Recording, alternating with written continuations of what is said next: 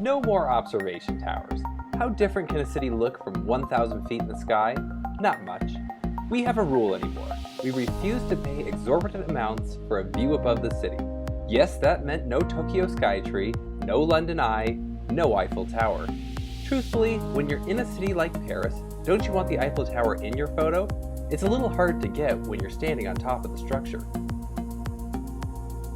No, we like to look for the free point. The 10th floor restaurants with large picture windows, the historic monuments with observation decks and an admission of $3. While a view from above can give you a unique perspective of the city, how can you really appreciate it when you're stuck up in the clouds?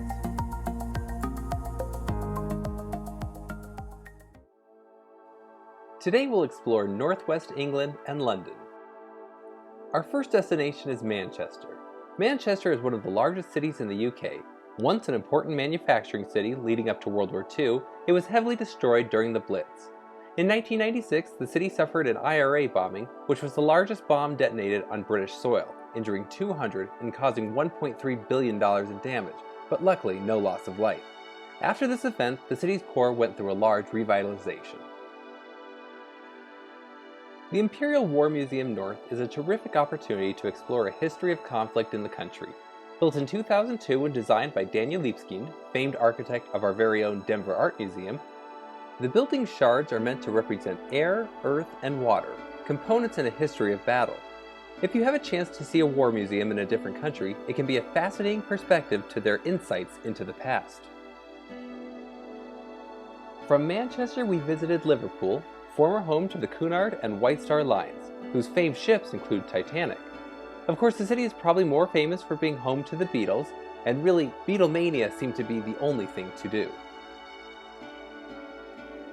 One of our favorite destinations was Blackpool, a kooky seaside resort. Just picture Coney Island or Atlantic City.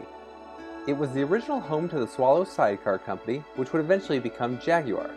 Once upon a time, it was a factory worker vacation site, but sadly that changed with the advent of air travel.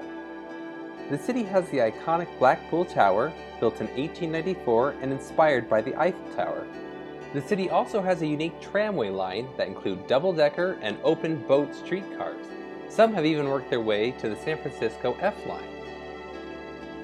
Now, at the time we made this journey, I worked for a large hotel chain, and many of our destinations were inspired by the opportunity to stay at reduced-rate properties. One such city was Preston. The question on every local's mind was often, "You chose this for your vacation?" Near the hotel was the quaint St. John the Baptist Church, built in 1533. This is the joy of Europe, encountering structures older than almost anything at home, and it's still in use and mostly overlooked. That evening we enjoyed another joy of England, Indian food, some of the best we've ever had. My favorite part about towns like Preston is that they aren't really tourist destinations, and so the locals treat you a little different. Are you from America? Have you ever eaten at a Chipotle? Do you watch South Park? Yes, Casa Bonita is a real place. While more isolated, the countryside in the north was beautiful.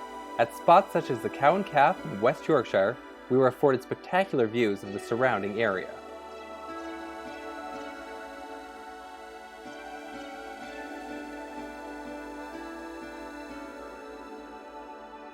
While the north was a worthwhile journey, the popular reason to visit England is London, the largest city in the United Kingdom. Dating as far back as 43 AD, London is famous for its many historic sites. Most Americans associate England with the royal family, and one of the most iconic structures to the monarchy is Buckingham Palace. Originally, the site contained a townhouse constructed for the Duke of Buckingham in 1703. It became the official London residence of the monarchy in 1837 with Queen Victoria. Of note, everywhere you go in the city, you'll encounter monuments and structures dedicated to Victoria or her husband Albert. The palace contains 775 rooms, including 188 staff bedrooms, 92 offices, 78 bathrooms, 52 principal bedrooms, 19 staterooms, a post office, swimming pool, infirmary, and jeweler's workshop. In the area you can also see other royal residences, including St. James Palace, commissioned by Henry VIII, and Kensington Palace, which is more or less a giant apartment building for the royals. This palace sits on the famed Hyde Park. We were fortunate to stay at County Hall, a building which housed the former City Hall. Located on the Thames, the London Eye was constructed next to the building. At 443 feet, it was the world's tallest Ferris wheel. Today, the High Roller in Las Vegas holds the record at 550 feet. More impressive, though, is that the hotel was just across from Parliament, and the chimes from Big Ben rang just outside our window. The Parliament of the United Kingdom is held in the Palace of Westminster. Designed by Charles Barry, construction started in 1840 and took 30 years to complete. While neoclassical style was popular at the time, it was designed in the perpendicular Gothic style, as to avoid matching the design of the United States. While we instinctively call the clock tower Big Ben, it's actually the Elizabeth Tower, Big Ben referring to the tower's main bell.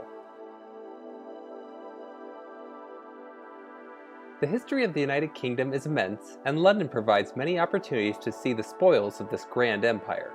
Many locations are free to visit, including the National Gallery and the British Museum, which houses significant artifacts such as the Rosetta Stone and Easter Island heads. Tower Bridge is another iconic structure in the city. Completed in 1894, it crosses the River Thames, the second largest waterway in the United Kingdom. Not to be confused with London Bridge, that's further upstream. Of course, if you want to see the original London Bridge, you'll have to visit Lake Havasu in Arizona. Also located on the Thames is the Tower of London. Built in 1078 as a royal castle, it was also used as a prison all the way up until 1952. Elizabeth I was held as a prisoner there before becoming queen. Today, the building houses the crown jewels. A piece that plays a vital role in the history of the monarchy is the Church of England and Westminster Abbey. Originally the site of a Catholic church, St. Peter's Abbey, built in 1065, construction on the current church began in 1245. Conflict with Henry VIII and the Catholic Church eventually leads to the Abbey becoming part of the Church of England. Since 1066, every coronation has been held at Westminster Abbey. Something we always nerd out over on our trips is public transportation, especially subways, and London has a terrific system with the Underground. Dating back to 1863, it has 270 stations that can take you throughout the city. If you've never traveled abroad and are looking for a good place to start, there's really nothing better than England. We share a similar culture and common language, so you shouldn't worry too much about getting around, though some words may leave you scratching your head. Knackered? Rubbish? Quid? England to Americans is a place of legend. Castles and palaces, royalty and high tea. In reality, it's city and countryside, nothing too out of the ordinary. It's wonderful to see the sights you've always dreamed of, Parliament, Buckingham Palace, Abbey Road, and still feel comfortable so far away from home.